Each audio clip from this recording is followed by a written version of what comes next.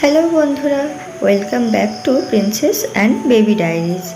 আজকে নতুন আরেকটা লং ভ্লগ তোমাদের সাথে শেয়ার করব।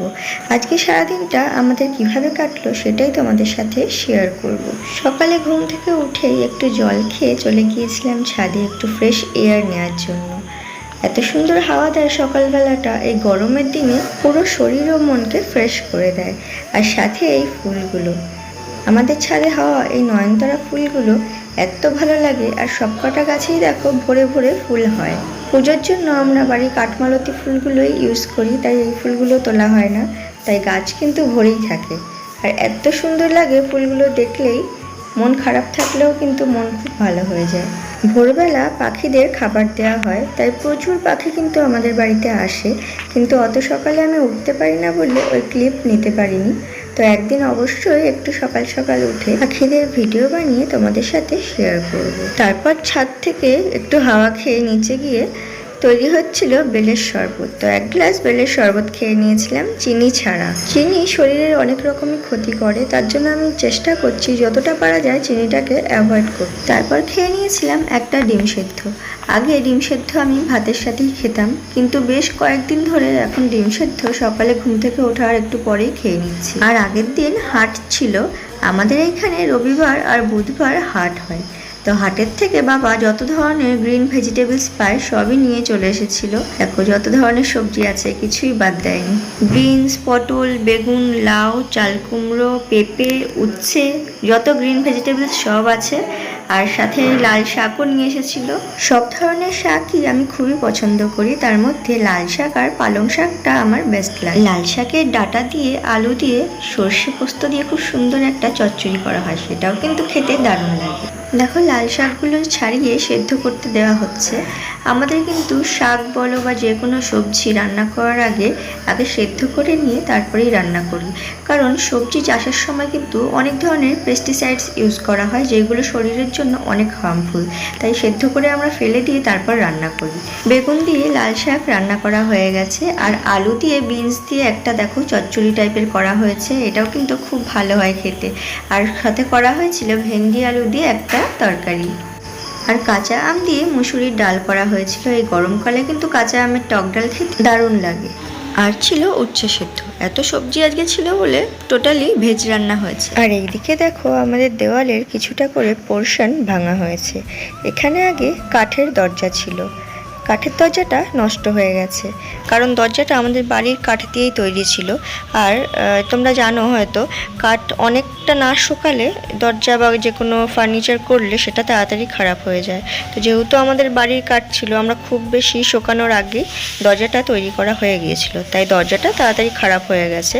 তো তার বদলে এখন আমরা এই লোহার দরজাটা এখানে বসাবো, তার জন্যই মিস্ত্রি কাকুরা ওইটুক জায়গা ভেঙে দিয়েছে।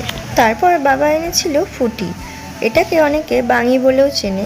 মাস্ক মেলন, এটা চিনি দিয়ে খেতে খুব ভালো লাগে। দেখো গোলু কি করছে, কোনো নতুন জিনিস দেখলেই গোলু এমন করে। ফার্স্ট টাইম গোলু ফুটি খাবে। গোলুর এখন 1 বছর হয়ে গেছে, ডক্টর বলেছে এখন যে কোনো ফল ওকে খাওয়ানো যাবে। গোলু ফুটি খাবে, দাও দাও।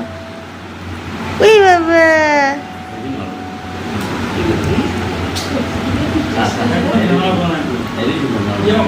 খাও খাও ওগুলো খাও।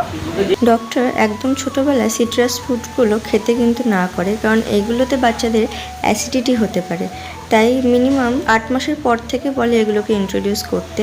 অরেঞ্জ কিংবা মৌসুম্বি লেবু যদি খাওয়ানোও হয়, খুব মিষ্টি কিনা সেটা চেক করেই খাওয়াতে হবে। 1 বছর হয়ে গেলে সব ধরনের সিট্রাস ফ্রুটই খাওয়ানো যায়, তবুও আমরা মিষ্টি চেক করে ওকে খাওয়াই। খাও খাও, সারা মুখ ভরিয়ে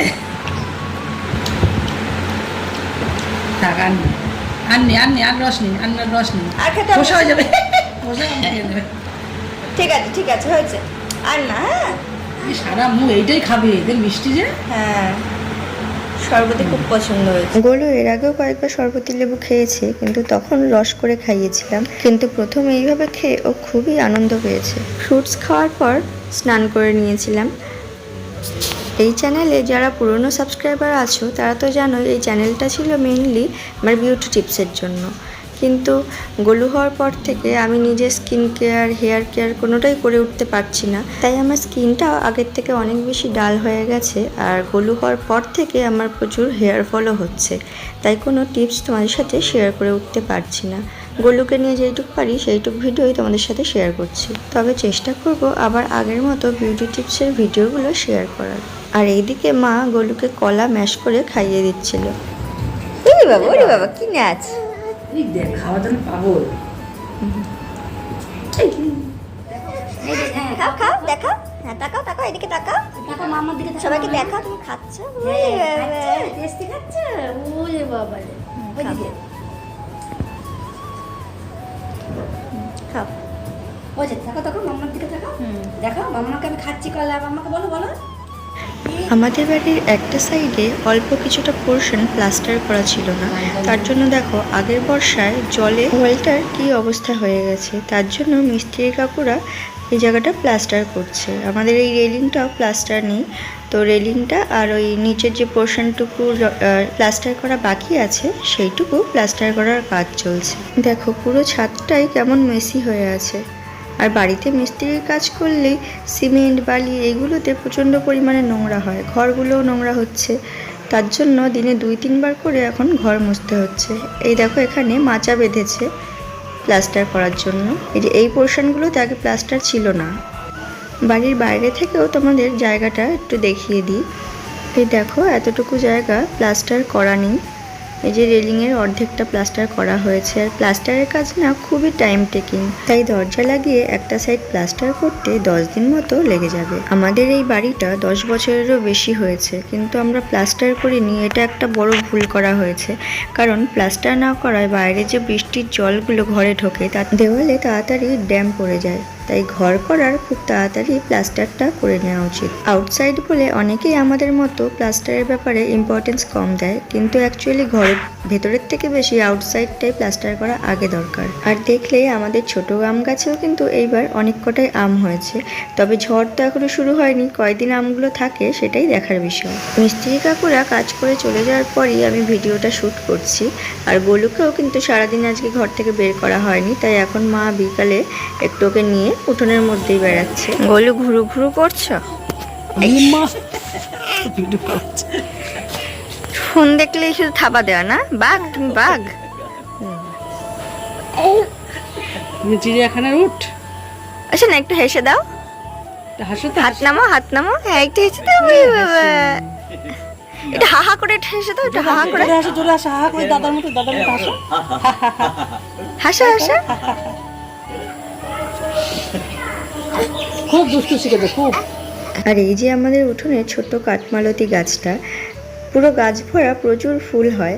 দেখো সকালে পুজো দেওয়ার পরেও এখনও গাছ ভরা কতগুলো ফুল হয়ে আছে। সব ফুলই আমার খুবই ভালো লাগে। আর আজকে রাতটা পোহালেই সকালে আমাদের এখানে ভোট আছে, তো দেখা হবে আবার ভোট পর্ব শেষ করে।